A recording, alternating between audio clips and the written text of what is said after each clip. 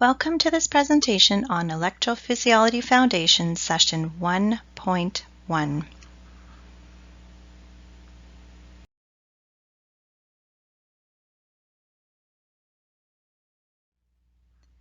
We'll begin this presentation by discussing this specialized branch of cardiology that focuses on analysis of the cardiac conduction system. Invasive diagnostic studies are performed to assess complex arrhythmias, reproduce symptoms, evaluate abnormal surface ECGs, and for risk assessment.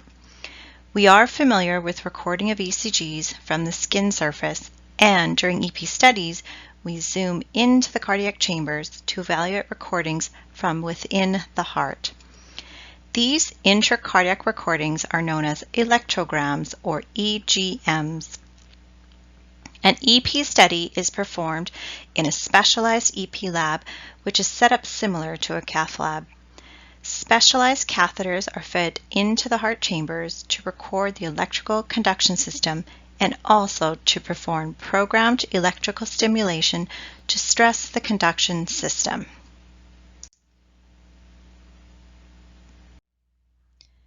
Predominantly, the focus of EP studies is within the right atrium. The right atrium contains the initial portion of unique electrical conduction system that initiates impulses. It is important to gain a thorough understanding of the structures within the right atrium that surround the conduction system, and we describe these locations in three-dimensional terms. This is helpful to visualize their locations within the heart. The SA node is an elongated structure between 1 to 2 centimeters long located at the junction of the high right atrium, just anterior and inferior to the opening of the superior vena cava. Additionally, the position of the SA node is along the posterior and lateral aspects of the right atrium. As we know, the SA node has the highest automaticity and regulates how fast the heart will initiate impulses. As the impulse is expelled out of the SA node, the atria will be rapidly depolarized by way of interatrial pathways and reach the left atrium through the Bachmann's bundle. The depolarization wavefront will then reach the AV node. The AV node is the next latent backup pacemaker site should the SA node fail to initiate an impulse at appropriate rates. The AV node is located superior to the atrioventricular septum and bundle of His and inferior to the interatrial pathways in the lower right atrium. The AV node lies within the triangle of Koch, which encompasses the tricuspid valve annulus, the coronary sinus ostium, and the tendon of Tadaro. The tendon of Tadaro acts as an important landmark for approaching ablation of AV nodal reentry tachycardias. The AV node can exhibit dual pathways, one with a slow conduction pathway and a fast conduction pathway. The next structure of the conduction system will be the His bundle or bundle of His, which branches off of the AV node to traverse across the atrioventricular septum and into the ventricular septum. It is located at the inferior portion of the interatrial septum and superior to the bifurcation of the bundle branches at the beginning portion of the ventricular septum. The His bundle will then further separate into the left and right bundle branches, continuing down the ventricular septum. Two more notable structures within the heart are the coronary sinus ostium and the coronary sinus. The right atrium receives venous blood from the coronary sinus, a coronary vein. The location of the coronary sinus is on the posterior wall of the heart, along the atrioventricular groove between the left atrium and left ventricle. This is an important structure during EP studies as it allows the passage of a catheter to record information from both the left atrium and left ventricle. Blood is emptied through the coronary sinus ostium, which openly directs into the posterior right atrial wall, in between the vena cava and posterior to the tricuspid valve in the triangle of Koch. The coronary sinus is a preferred site for catheter advancement when information is needed in the left atrium because no transeptal approach is required. This slide shows two images of the electrical conduction system and anatomy of the right atrium with specific focus on the area containing the triangle of Koch. A key point to remember is the three structures forming the triangle of Koch: the coronary sinus ostium, the tendon of Tadaro, and the tricuspid valve annulus. Note the AV node is located in the upper portion of the triangle. Earlier in the program, you learned how to calculate access. This is a skill you need to maintain, but for quick reference in the field, we most often simply determine what quadrant the final access calculation will fall into by looking at the polarity of certain leads.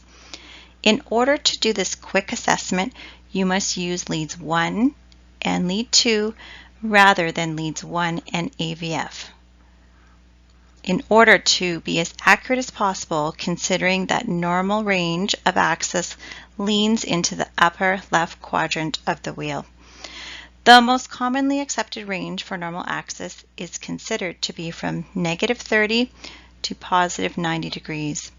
If you use leads 1 and AVF, you will be incorrectly identifying left access deviation within the range of 0 to -30 degrees. Instead, we can focus on using lead 1 and 2 to accurately identify normal access or access deviation. As we recall, a positive R wave in lead 1 and lead 2 indicates normal access. Positive lead 1 and negative lead 2 indicates left axis deviation, which is also termed as superior access. A negative lead 1 and positive lead 2 indicate right access or inferior access, and both a negative lead 1 and lead 2 will indicate right superior or indeterminate access. The axis calculated on an ECG can provide information about the pathway of conduction of impulses through the heart. You are familiar with using axis to determine the presence of fascicular blocks. Ventricular beats and rhythms often have a different axis from those of sinus beats. Electrophysiologists use this information to aid them in ventricular mapping of dysrhythmias to help determine the location of the origin. In addition to reviewing axis for arrhythmia origin location, we can assess the QRS width, specific features in particular leads, bundle branch morphology, QRS T-wave concordance, and presence of QS complexes. Further understanding of arrhythmia origin can be visualized with reviewing the electrical activation with bundle branch block. During right bundle branch block, the electrical activation initiates from the left ventricle to then traverse to the right ventricle. In left bundle branch block, the electrical activation initiates from the right ventricle to then traverse to the left ventricle. Try to imagine that a VT is initiating from one of these locations and review the electrical activation wavefront and think about how the QRS morphology will differ. In addition to visualizing the location of the arrhythmia origin, remember that left ventricular impulse formation will resemble a right bundle branch morphology on the ECG, and impulses originating in the right ventricle will have a left bundle branch morphology. We can see this morphology in isolated beats as well as sustained runs. The attached image shows an initiation of an impulse located in the right ventricular free wall and will display a QRS morphology similar to left bundle branch block. An impulse originating in the right ventricle will have a morphology most similar to which bundle branch block?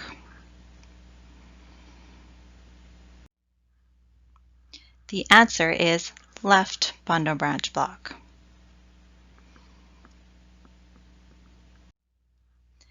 Now that we are familiar with the location of the AV node, we have briefly mentioned the occurrence of two separate pathways within the AV node.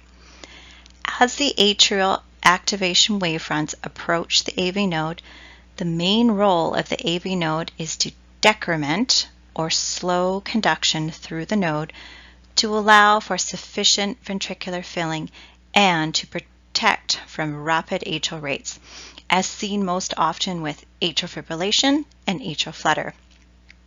In approximately 30% of patients, dual AV nodal physiology is demonstrable. These two separate approaches to the AV node involve a slow pathway and a fast pathway that exhibit different conduction velocities, which result in refractory period variances. We will discuss the relationship between conduction velocity and refractory periods in subsequent slides. Now that we have a clear understanding of dual AV node physiology, we can deduce the mechanism of AV nodal reentrant tachycardia that is facilitated by the presence of dual pathways.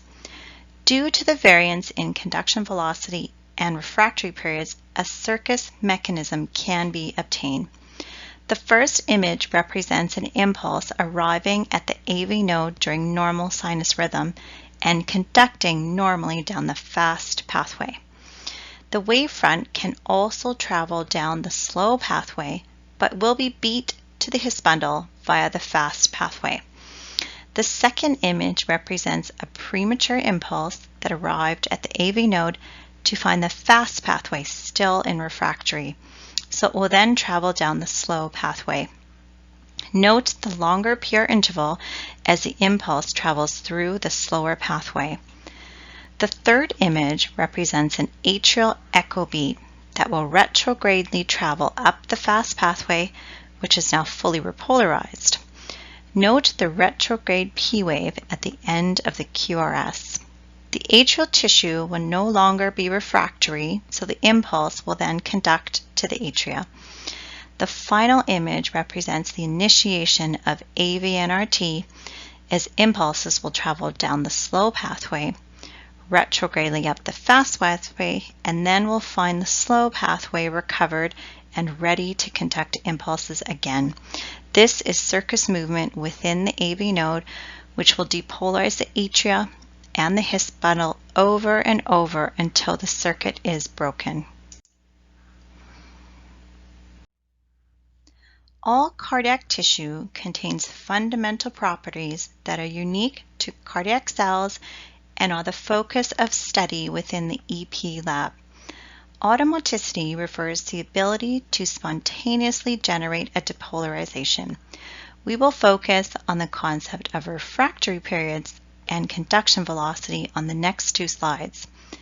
The refractory period is defined as the period of time in which a cell cannot respond to a stimulus and is affected by cycle length. It is an important property that controls where an electrical wavefront can travel. We have previously been introduced to the concept of the absolute refractory period, which indicates a period in which no stimulus can cause depolarization and is noted from the onset of phase 0 and extends midway through phase 3.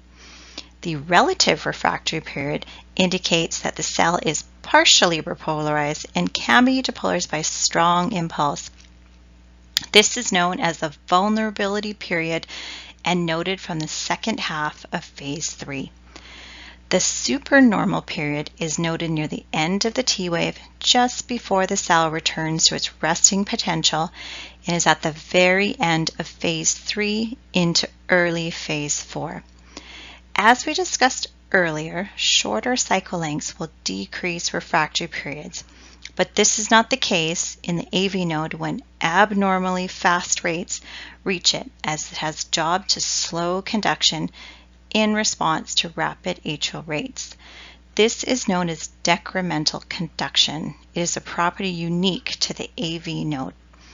In electrophysiology, slightly different definitions are used in relation to how these periods can be tested and recorded. The refractory periods are defined based on the response to premature paced impulses. As you will learn in the next sessions, the catheters introduced in the heart can record potentials and also emit impulses to stress the conduction system, which are known as paced impulses. One new term with relation to refractory periods is the coupling interval, which is the time between the last normal impulse and the premature paced impulse. The effective refractory period is the longest coupling interval that a premature impulse fails to conduct through tissue and is related to phase 3. The relative refractory period is the longest coupling interval that a premature paced impulse is slowed in conduction through tissue and is related to the end of effective refractory period or beginning of phase 4. The functional refractory period is both a measurement of refractoriness and conduction velocity, as it represents the small time between two impulses that are conducted. This will then identify the output of the tissue. Conduction velocity is described as the speed of conduction of an electrical impulse across cardiac cells, and we can relate this to prior knowledge of the cardiac action potential, phase 0. The rate of the rise or slope of phase 0 indicates the speed of conduction for a particular cell. Different areas of the heart will possess inherent slope rise rates and indicate their speed of conduction. We can best measure conduction velocity on the His electrogram. All cardiac cells are also innervated by the autonomic nervous system, which affects conduction velocity and refractory periods. The SA node and AV node are richly innervated by sympathetic and parasympathetic tone, while the remainder of the conduction system is minimally innervated by parasympathetic tone and predominantly is affected by sympathetic tone.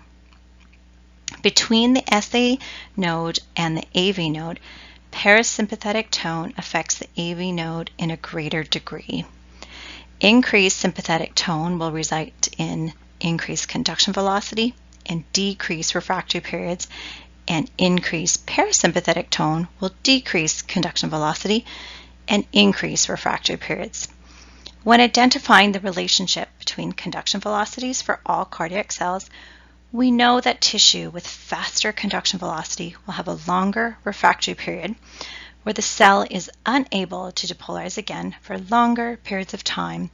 In the presence of slow conduction velocity, the refractory is much shorter and able to depolarize again in a short period of time.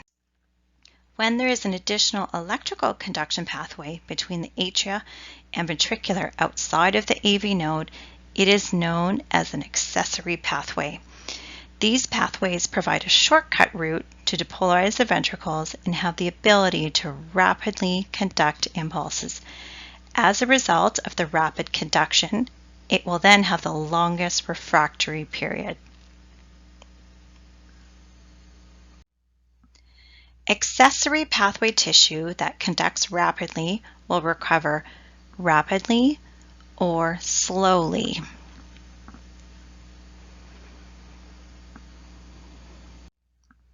The answer is slowly.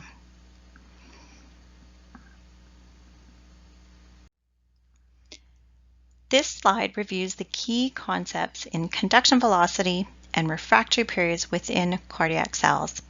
Depending on the location of the cardiac tissue, we can identify profound differences in the action potential shape, specifically when comparing nodal cells to myocyte cells.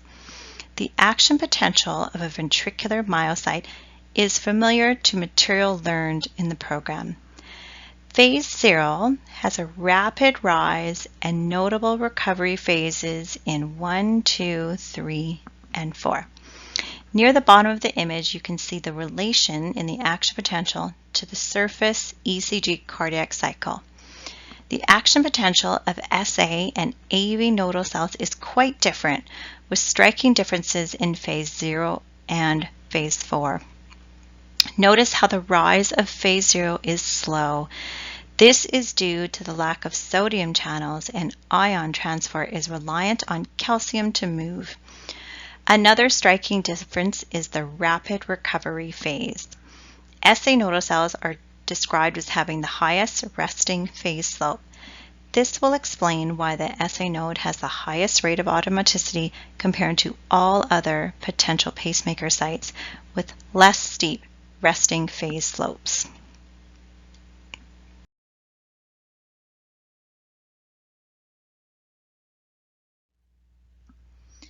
That takes us to the end of this presentation on Electrophysiology Foundation Session 1.1.